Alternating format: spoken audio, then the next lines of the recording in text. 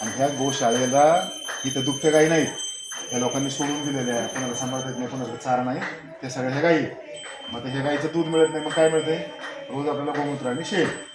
गोमूत्र आणि शेणापासून आपण जीवामृत तयार करतो, बरोबर. आणि हे जीवामृत आपण शेतीला खत म्हणून देतो. ह्या सेंद्रिय खतामुळं जमिनीतला सेंद्रिय कल वाढतो आणि मातीची उत्पादकता वाढते, माती नरम होते. आणि रासायनिक खताने काय होतं? जमिनीचा पोत, जमीन कडक बनते आणि कालांतराने ती नापीक होण्याची भीती आहे. म्हणून आपण एक नवीन छोटासा प्रयोग केला की सेंद्रिय शेतीचा आपल्याला उद्योग करायचा. आणि त्याच्यानंतर काय करायचं? मग शेतीला जोडधंदा असावा म्हणून आपण हा धूप कांडी, अगरबत्ती हा एक छोटासा प्रयोग आपण 1 महिन्याभरापूर्वी चालू केला. आता आपल्या ह्या ट्रायल चालू आहे आणि ट्रायल आपल्या सक्सेस झाला. आता आपण महाराष्ट्रामध्ये मुंबई, भिवंडी, सातारा या ठिकाणी आपले ट्रायल बेसवर हे प्रॉडक्ट आपले गेलेले आहेत आणि चांगला प्रतिसाद आहे. ह्याच्यामध्ये काय असतं? गाईचं शेण, एक गौरगाव म्हणून आपली गवार असते ना, खायची गवार, तिचं कुठून आहे ना आपण त्याची पेस्ट तयार करतो. त्या पेस्टने काय होतं? ह्याचं बाइंडिंग होतं. बाइंडिंग म्हणजे काय? घट्टपणा येतो, डेन्सिटी वाढते, त्याला कडकपणा येतो, तुटत नाही ते. आणि ह्याच्यामध्ये आपण काय करतो? एवढा इकडे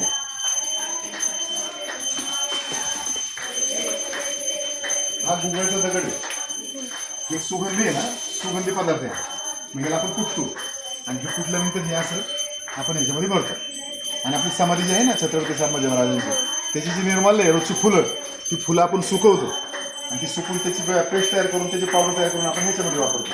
म्हणजे ती निर्माल्य आपल्या इकडे तिकडे पाण्यात न सोडता, पाण्याचं प्रदूषण न करता आपण त्याचा चांगला उपयोग करण्यासाठी ह्या धूप कपामध्ये आपण त्याचा वापर करतो.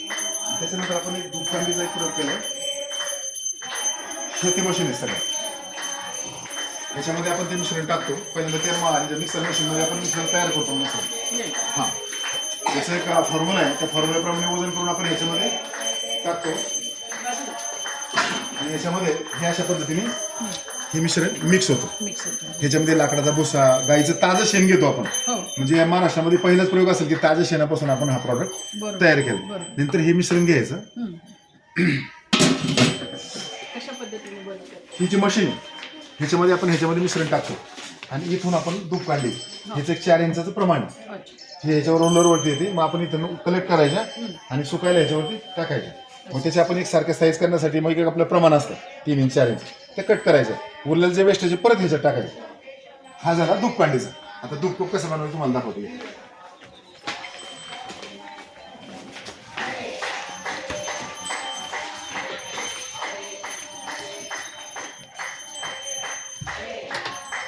ही विदाउट इलेक्ट्रिसिटीची मशीन आहे. ह्याला वीज लागत नाही, ह्याला माणसाचे लागतात श्रम.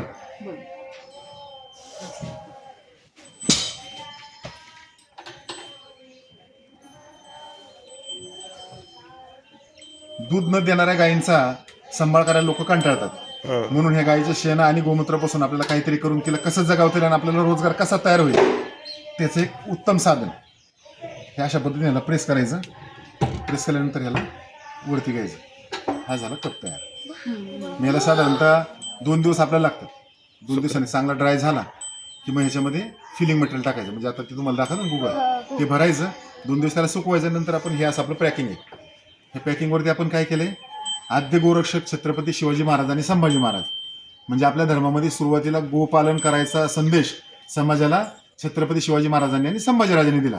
मग आपण त्यांच्या नावाने छत्रपती हा प्रॉडक्ट आपण तयार केला.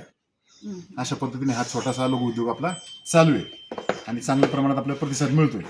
कारण आपल्याला देव, देश आणि धर्म हे कार्य करण्यासाठी हे गरजेचं आहे. आपल्या धर्मामध्ये गायला देवाचं स्थान आहे.